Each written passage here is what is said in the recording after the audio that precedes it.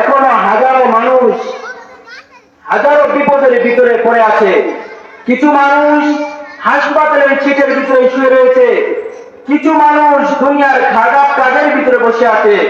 কিন্তু মহান রব্বুল আলামিন আপনাকে আমাকে ভালোবেসে এই জান্নাতের বাগানে বসার মতো তৌফিক দান করেছেন।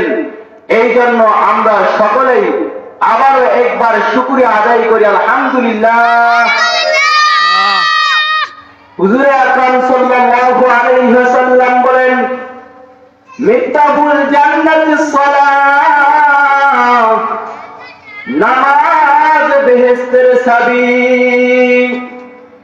আউয়ালু মা ইউহাসাবু বিহিল আবদু ইয়াউমাল কিয়ামাতিস সালাত, কিয়ামতের দিন প্রথমেই হবে নামাজের হিসাব।